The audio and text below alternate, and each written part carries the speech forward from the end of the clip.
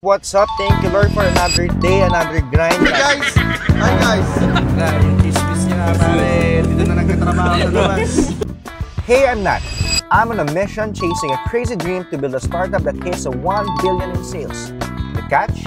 90% of my time is locked into real-world responsibilities and just 10% fuels the dream. But that 10%, that's where the magic begins. And you're coming with me, and let's make it happen. What's up? Thank you Lord for another day, another grind. Welcome sa day 20 ng daily vlog natin. Nakalayo-layo na rin tayo guys. Di ako nakapag-good morning kasi time check 2:41 PM na, palabas na rin tayo. Di ako nakapag-video na dahil masama talaga pakiramdam ko guys. Nanghihina yung katawan ko, sakit ng ulo ko dahil nagbigay tayo ng dugo kahapon. Anyway, palabas na tayo, punta tayo ng cafe. Manamit natin si Pastor MJ at supervisors. Kasi may mga kailangan kami i-finalize. And then, sahod date din today. Alam ko na-release na rin yung mana. Yung sahod nila. Ngayon, i-release ko naman next is yung sober. And then, may church tayo mamayang 6 PM. Nagde-decide din pala kami nila, Boss Mac, at ng team ko magpo-post sa ba ng daily vlog natin today.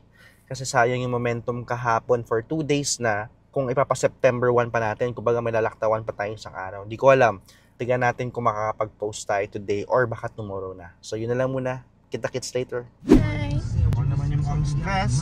May stress. Nilan ako ng pinsan ko ng anti-oil. Try natin, Pop. Try natin, tapos maglagay tayo sa TikTok. Yellow basket. Trick yellow basket. Pogi yun. Di boss, kinakamera lang kita.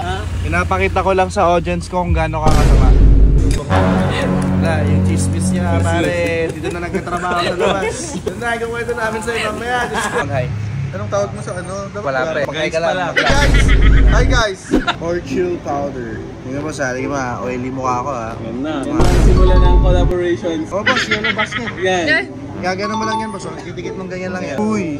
Ilagay mo sa isang half ng ano. Ano, nilagay ko na lahat. Ano ba half lang? Ano, paano mo ito hindi pwede? Parang nahirapan siya ngayon ha. Naging ako. Kasi parang pawis ako, dapat na nagpunas ako. Dito mo. Sana. Usually kasi dito yung part ng oil dito. Actually, sobrang oily ng mukha ako. Sorry, one time. Bang, gumanda. Approve. Yan guys, sa post na natin. Papostin sa TikTok, YouTube, tsaka sa Instagram. Guys, what's up, what's up? Bale, kakatapos lang ng fellowship kasama mga young adults, kasama si Pastor MJ. Nag-dinner din kami, nagkape-kape. Yun, sobrang sakit ng ulo ko dahil nga, yung kahapon pa din. Yung dahil sa nag-donate tayo ng vlog. So ngayon, discuss ko lang na isa sa pinakamahirap daw pala na content is yung pagde-daily vlog. Kumbaga maraming iba't ibang klaseng content, mga reels, long format, short formats. Ang mga pinakamahirap talaga is yung daily vlog dahil nga sa matinding consistency na kailangan. Kakasabi ko lang kay fiancé ngayon na sanay naman na ako mag-vlog. Parang feel ko vlogger na rin talaga ako kasi I've been doing this for 20 days na. So, consistent, tsaka wala eh. Magkakaroon, ano naman tawag doon yung magkakaroon ka na routine habit? Oo eh. So, parang habit ko siya, may gagawin ako, i-video ko. So, nasasanay na ako sa 20 days na rin eh. So, yun na lang muna for today guys. Nakapag-post na rin tayo ng first day 1 natin. Palakpak naman rin. Marami kami natutunan sa pagpo-post kasi mali sa Instagram, hindi lumabas yung thumbnail sa Facebook, sa YouTube, sa TikTok, naglagay rin tayo. So, maraming mga learnings sa ginagawa natin.